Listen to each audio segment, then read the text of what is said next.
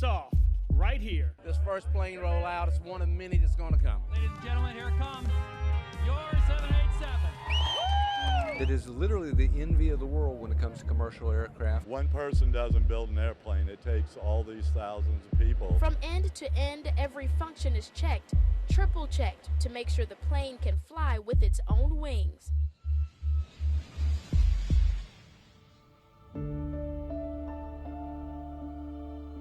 But it seemed like the more problem children had the run of the show. Every day, around 100,000 commercial flights crisscross the globe. Where Lion Air Flight 610 went down, the authorities have been bringing in relatives of some of the 189 passengers and crew. Safety is at the core of who we are at Boeing. There were warnings from inside Boeing.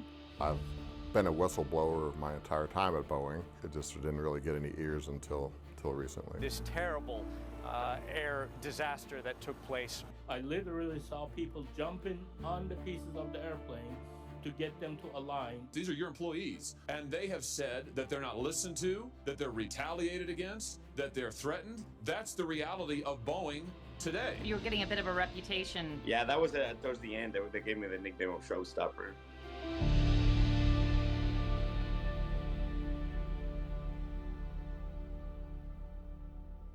I'm investigative reporter Ann Emerson, and you're not going to believe the stories we've been told about what was allegedly going on inside Boeing. Concealing issues, cutting corners, falsifying records. Why are past and present employees putting their reputations and possibly their lives on the line? They say they're doing it to keep us safe. I sent him one last text message and I told him, I'm gonna finish what we started. First at 5, we have a lot of new details tonight in the death of John Barnett, the man who reported unsafe practices at Boeing production lines, who was found dead in Charleston Saturday. 2 Boeing whistleblowers dead within weeks of each other. Conspiracy theories take off. I'm not a conspiracy theorist. Would you fly one of those planes? Would you fly a 737? I have, but I get very nervous. I get very nervous, and like I'm a believer, so I start praying.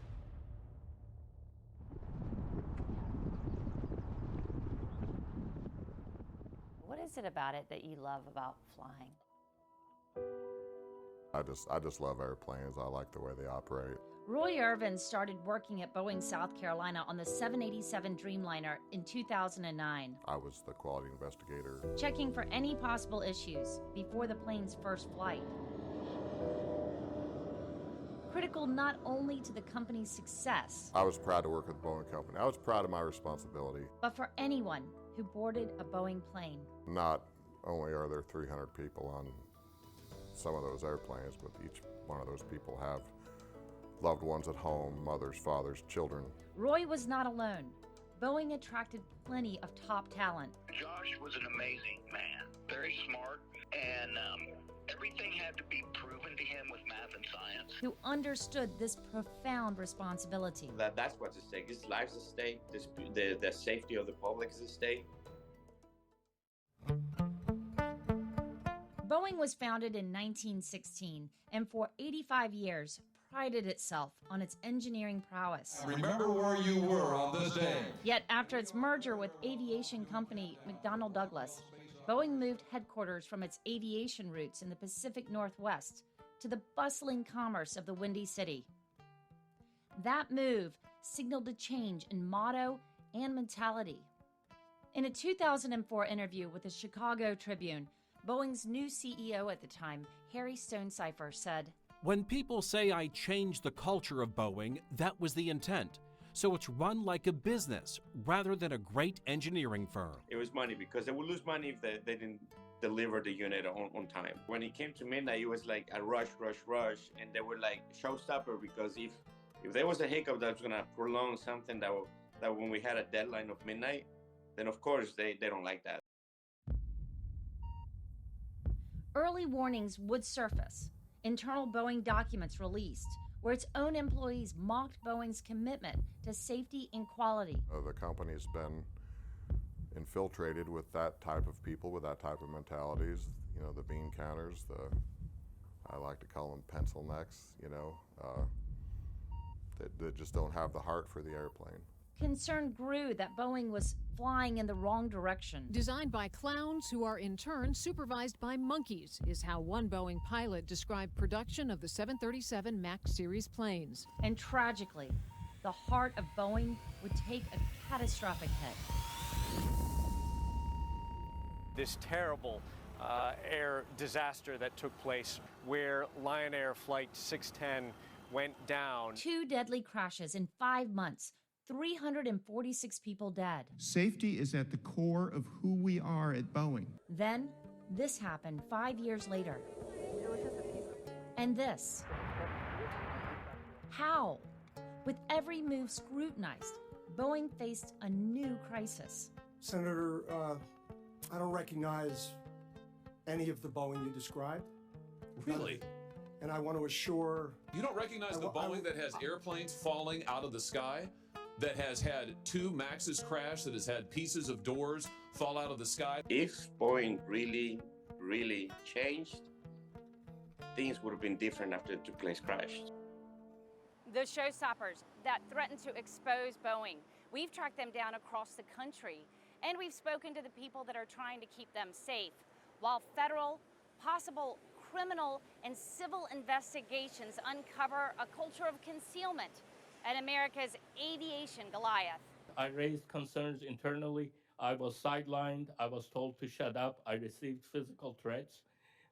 My boss said I would have killed someone who said what you said in a meeting. But to get here, let's go back to 2018. October 29th, Lion Air Flight 610, a practically brand new Boeing 737 MAX 8, crashes in Indonesia. 189 passengers and crew members dead. 5 months later, it happens again on another 737 MAX 8. 157 more people dead. 2020 and 2021, Boeing starts to feel the heat from the feds. January 2024, an in-flight nightmare on a Boeing 737 MAX, more than 16,000 feet in the air. Are you telling us that even 2 months later, you still do not know who actually opened the door plug? That's correct, Senator. We don't know, and it's not for lack of trying. March 6, 2024, the NTSB says Boeing isn't cooperating. And a day later, the wheel falls off, literally. You're the problem. And I just hope to God that you don't destroy this company before it can be saved. Coming up, terrible timing for Boeing. The hospital called and said that Josh couldn't breathe on his own and they had him intubated. After whistleblowers wind up dead. I'm not sure if he's unconscious or asleep, but he has a firearm in his hand.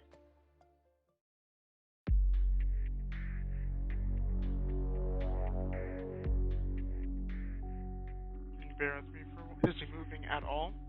No. John Barnett worked for Boeing for 32 years, half of which he spent as a quality manager, and 7 of the years at Boeing, South Carolina. His job was to get Boeing's Dreamliner off the ground safely. All the problems that, were being publicized about safety issues and all weighed heavily on him. John Barnett was a Boeing whistleblower, but he was a son and a brother first. Rodney Barnett, the oldest of 4 brothers. John is our baby brother. John found his wings in aviation, first building space shuttles, and later at Boeing. He loved it. I transferred to Charleston in 2010 to help set up the plant here and get it rolling. After John left Boeing, South Carolina in 2017, he moved back to Louisiana to help his mom, his brothers, be with family. By then, his second wife passed away.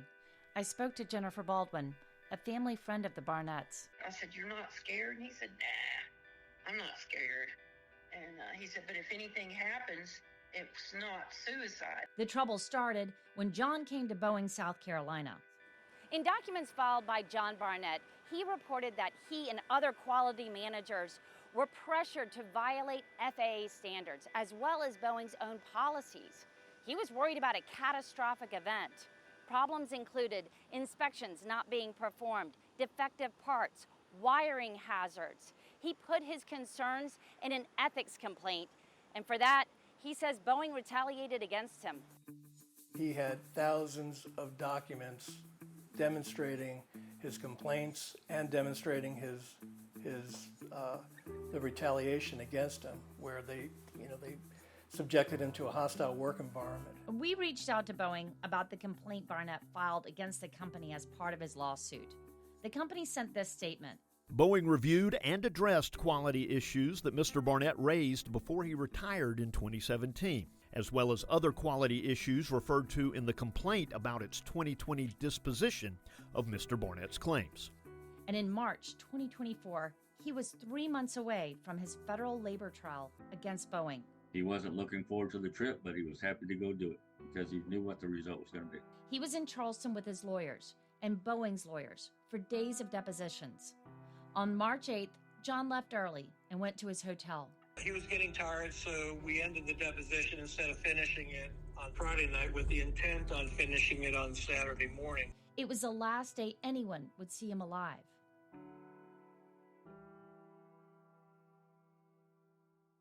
Hotel surveillance video captured John Barnett leaving the Holiday Inn here in Charleston at 8:37 p.m. At 8:45 p.m., the same video captures his truck going into this parking spot right here. Now, according to the police report, no one entered or exited that truck. But 14 hours later, John Barnett is found dead in the driver's seat of that truck.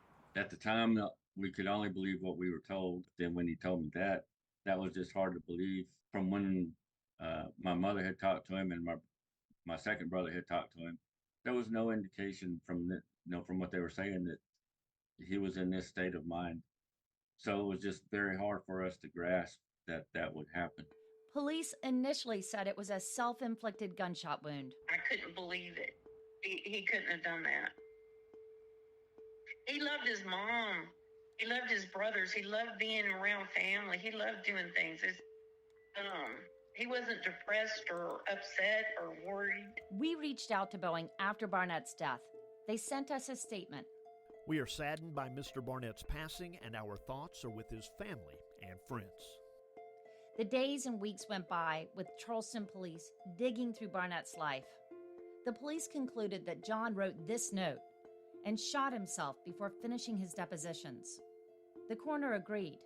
He died by suicide. John was suffering from PTSD and anxiety. He went to the doctor and they told him that he was suffering from PTSD. What do you think happened?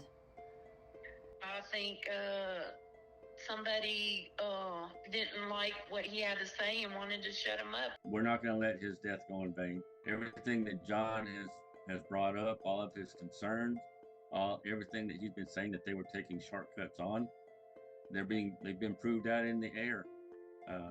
The Alaskan Airlines, they had the door plugged. That was one of his concerns. In the midst of the Barnett death investigation, another whistleblower in the headlines. Josh don't get sick, And that was the first time boy was ever in the hospital his whole life. Dennis Green was more than Josh Dean's stepfather. I was his mentor. I was his confidant. 45-year-old Josh Dean was exactly the type of person you would want to work on planes. He held degrees in medicine, biomolecular science, and engineering. Josh was an amazing man, very smart. Everything had to be proven to him with math and science. Josh worked for Spirit Aerosystems, a supplier of Boeing 737 MAX fuselage and the cockpit section of the 787. In October 2022, Josh noticed a problem of misdrilled holes, documenting the findings and telling colleagues. They said he wasn't doing his job, but they told him basically he was spending too much time on it. Josh was fired. But then, Spirit validated Josh's concerns. It released a statement that said, "We're aware of a quality issue involving elongated fastener holes on the aft pressure bulkhead on certain models of the 737 fuselage produced by Spirit Aerosystems." December 2023, Spirit shareholders sued the company, and Dean also filed a lawsuit against Spirit, saying the company retaliated against him. Josh was, like, first and foremost, he just wanted to, to clear his name. But, he wanted it. He did. He wanted Spirit accountable. Spirit strongly disagrees with the assertions made by plaintiffs in the amended complaint and intends to vigorously defend against the claims. A severe case of strep throat landed Josh in the hospital. That was when he was on the ECMO machine, the life support. That was what was keeping him alive. Josh died about 2 weeks later, on April 30th, 2024. Our thoughts are still very much with Josh Dean's family following their sudden loss. Yet just like John's loved ones, Josh's family had their doubts. Josh had the same routine. He was a creature of habit for sure. If anybody was trying to do something to you, it wouldn't be hard to do. 2 whistleblowers, more than 1,200 miles apart, dead within 2 months of each other. News spread fast, and there was a lot of interest.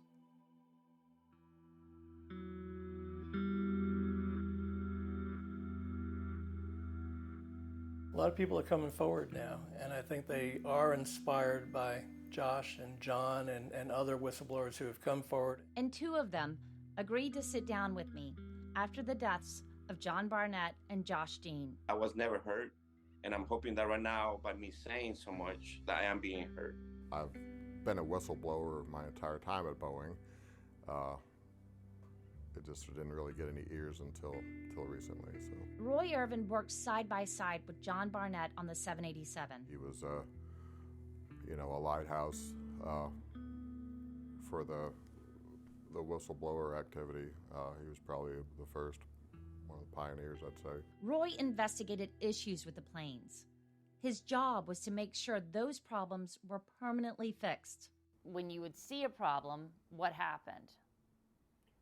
When I would see a problem, and then we would try to pursue corrective action, at times, certain time periods in the factory, my leadership, my quality leadership, would discourage us and would tell us not to write or pursue corrective actions. What did you think when that happened? I pushed back almost every time. I was told directly by a senior quality leader not to pursue a corrective action after I'd already agreed to do one. So you knew you were right? I knew I was right, yeah. Is the term gaslighting appropriate? Oh, for sure. Yeah, that was, and that's a common practice at the Boeing company, yes. He left Boeing in 2020. Our purpose today is to hear from whistleblowers. Roy submitted a letter as a whistleblower to the Senate committee investigating Boeing. Boeing responded. We continuously encourage employees to report concerns as our priority is to ensure the safety of our airplanes and the flying public.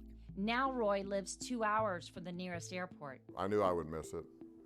I knew it would be probably difficult, but I just needed a breath of fresh air. Things have not improved, they've gotten worse. Santiago Paredes is still in the aerospace industry, just not for Boeing or its supplier, Spirit Aerosystems.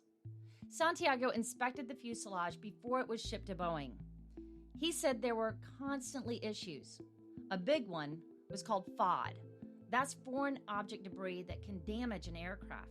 He says hundreds of small metal shavings were left in the fuselage as mechanics hurried through the checklists. It just takes one little metal shaving to fall in the wrong place to create something even more disastrous. Santiago's job was to approve the fuselage for the 737 MAX before it was shipped to Boeing. There was a lot of pressure.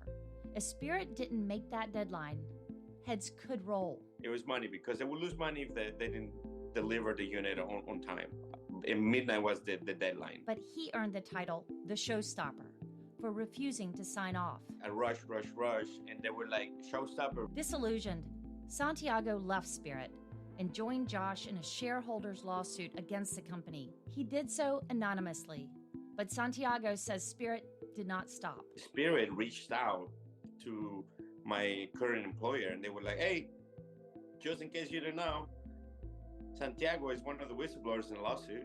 His new employer supported Santiago as a whistleblower, and when Josh passed away, Santiago kept writing to his friend with a promise. I sent him one last text message, and I told him, I'm going to finish what we started. For these showstoppers, These whistleblowers, their mission goes back to the founding principles of Boeing, outlined more than 100 years ago. This is not a design issue. This is not a mistake that just happened. This is a culture problem. If Boeing really changed, things would have been different after the place crashed. We need more whistleblowers. Not only in Boeing, but we need them in the airline, in their maintenance departments. But even with dozens more whistleblowers coming forward, we had to ask, is Boeing too big to fail? So far they have been. They have been up to this point. But I think they need some serious regulatory intervention. I think the problem's with you. You. It's the C-suite. It's the management. It's what you've done to this company. That's where the problem is. The hearings and depositions go on, as does the criminal probe into Boeing by the federal government. Now, for the first time in decades, Americans are more and more nervous about flying your American-made planes. Whistleblowers come before they've sat right where you have sat and told us these are your employees. And they have said that they're not listened to, that they're retaliated against, that they're threatened. That's the reality of Boeing today. Along with the outrage comes fear. That is only outweighed by courage, the courage to speak up. It really scares me, believe me, but I am at peace. You know, if something happens to me, I am at peace because I feel like by coming forward, I will be saving a lot of lives and I'm at peace. Whatever happens, it happens.